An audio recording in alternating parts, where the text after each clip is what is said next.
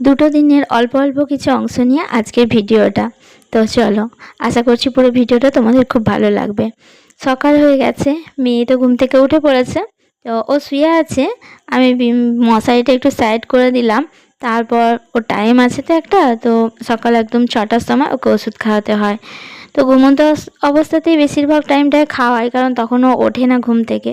তো ওই দিনকার উঠে পড়েছিল, খাইয়ে দিলাম। তারপর আমি পাশে বসে ভজন করছিলাম।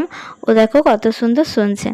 তো আগের ভিডিওটায় একটা দিদিভাই জিজ্ঞাসা করেছে যে আমার বাড়ি কোথায়। তো আরও একবার আজকে বলছি, তো আমার বাড়িতে হুগলি জেলায় খানাকুল থানার, মানে খানাকুলে, কিন্তু আমার যে বাড়িটা সেখানে নাম, সেই বাস স্ট্যান্ডের নাম হচ্ছে কামারশাল। ওই দিদিও তো গুরু যিশুকে বিশ্বাস করে। তো হ্যাঁ দিদি, ওনার উপরে বিশ্বাস রেখো, আর বিশ্বাসটা কিন্তু যেন সর্ষে দানার মতো হয়, একদম নিরেট। তো দেখো আমি ভজন করছিলাম, মেয়ে তো ওটা দেখেছিল, তো হাতে তালি দেওয়ার জন্য হাতটাকে ওইভাবে ও মেলে ধরেছে। মানে ও ভাবছে যে এইভাবে কিভাবে আমি হাততালিটা দেব। পারে ও মাঝে মাঝে, মানে করে কাজটা। দেখো কাজ করছে মেয়ে, দেখেছো ও ঠামি ওকে দিয়ে কাজ করাচ্ছে। তো আগে দেখো এই জিনিসগুলো ও কিন্তু কল থেকে এনে এনে আমাকে দিয়েছে। মানে কিছুটা আমরা তফাতে ছিলাম, অনেক দূরে থাকলে দিতে পারে না, মাঝে মাঝে ওর খেয়াল খুশি, কি অনেকটা দূরে থাকলে ও মাঝে মাঝে দেয়। তারপর শুরু হলো খাওয়া দাওয়া। তো মেয়ে তো খাচ্ছিল না, ঠামিকে খাইয়ে দিচ্ছিল। আর খুব মজা হয় ও, মানে খাবার খাওয়াতেও খুব ভালো লাগে অন্যকে। তারপর মা একটুকে বই পড়াচ্ছিল। আমার মেয়ে তো এমনিতে বই পেন ভালোবাসে খুব। আর মা বসেছিল যেহেতু, সেজন্য কোলে নিয়ে একটু আদরও করছে আর বই পড়াচ্ছে। ওই যতটুকু মেয়ে বলতে পারে সেটাতেই ওনাদের আনন্দ, আমারও আনন্দ। তো আগের ভিডিওটায় আর একটা দাদা কমেন্ট করেছে কুষ্ঠরোগীর যে সম্বন্ধে। তো আমি সত্যি বলছি, আমি তো অত কিছু জানি না, যে কোথায় কি সুস্থ সুন্দর কে করেছেন, আমার অত অভিজ্ঞতা নেই। আমি এটাই বোঝাতে চেয়েছিলাম যে কুষ্ঠরোগীর মনে যে কি বিশ্বাস ছিল যে প্রভুর ইচ্ছাতেই ওনার ইচ্ছা, মানে প্রভুর ইচ্ছা হলে উনি ওনাকে সূচীকৃত করতে পারেন। সেটাই আমার উদ্দেশ্য ছিল, যে আমিও সেরকম প্রভুর ইচ্ছাতেই চলবো। সদা সর্বদা তো প্রার্থনা করবোই ঈশ্বরের কাছে, আর ওনার যেটা ইচ্ছা হবে সেটাই কিন্তু হবে। তো এটাই আর কি। আর ওই কুষ্ঠরোগীর যতটা ধৈর্য মানে ছিল, আমারও যেন সেইরূপ ধৈর্য থাকে। তো এটাই আমার উদ্দেশ্য ছিল, অন্য কিছু না। এটা তো রবিবারের সকাল। তো রবিবারে রাত্রে মেয়ের একটু ঘুম হয়নি, সারা রাতও ঘুমাতে পারেনি। তবুও দেখো সকালে উঠে আমার সাথে ভজন করতে বসেছে। তো আগে আমার প্রার্থনা করা ভজন করা হয়ে গেছিলো, ওকে নিয়ে বসেছিলাম আর একটু আর কি ওর সাথে কথা বলছিলাম, ওই ভজনের সম্বন্ধে বলছিলাম, তুমি এটা পারো ওটা পারো, নানা রকম যেটা বলি আর কি। ওকে বলছিলাম কোলে একটু ঘুমাবে। তো ও তো শোয়নি, মানে সারা রাত ঘুম হয়নি, কিন্তু সকালেও দেখো শোলো না, একটুও শোয়নি আর ঘুমায়ওনি। ওই দেখো খেলা করছে। আর আমি এদিকে ওর জন্য, মানে স্পেশালি ওর জন্যই একটু ঝাল ঝাল করে একটু পেঁয়াজি করে নিচ্ছিলাম। পেঁয়াজ আর বেসন, একটু আলু দিয়েছিলাম সামান্য, যাতে ঝাল হলে ওর মুখটা একটু ভালো লাগে, খেতেও ভালো লাগবে। ওই দেখো মেয়ে রান্নাঘরে চলে এসেছে, দেখেছো? ও বসে থাকবে স্থির হয়ে, কিন্তু এখানেই একটা কথা শেয়ার করি, এটাই হলো ইমপ্রুভ।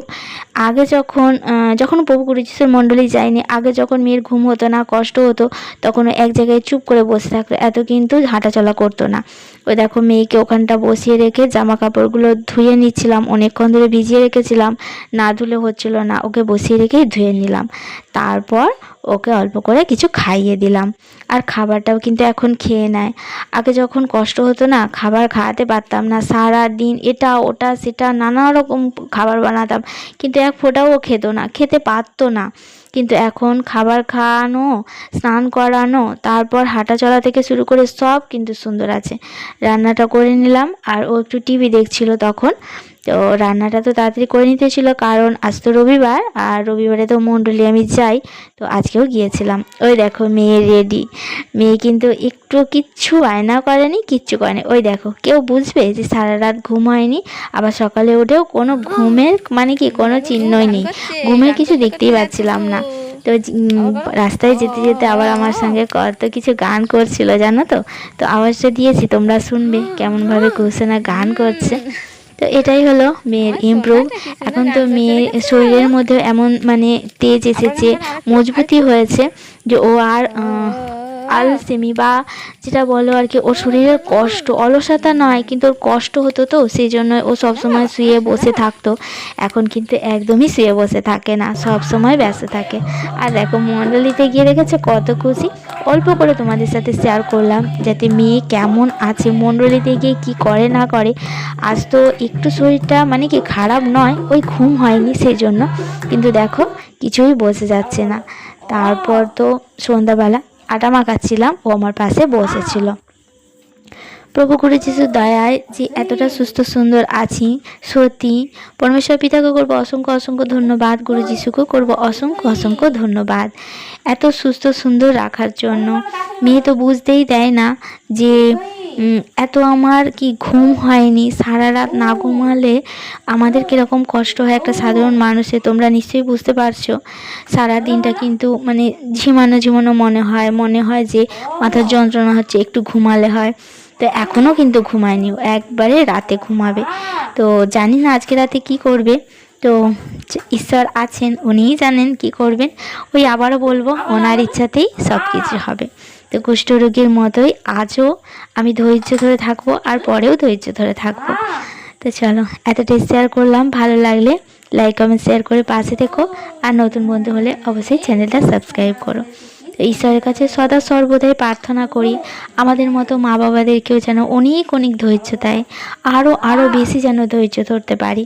আমি যা চোখে দেখে এসেছি, আমি মনে করি যে আমি অনেক ভালো আছি, সেই মা বাবাদেরও অনেক কষ্ট, আমার থেকেও অনেক যন্ত্রণা। তো মেয়েও তো এইভাবে স্ট্রাগল করে চলেছে, ও জানে জীবনের সাথে লড়াই করলে তবেই আমি বেঁচে থাকবো, আর প্রভু গুরু যিশুর দয়াতে আমরা বেঁচে থাকবো।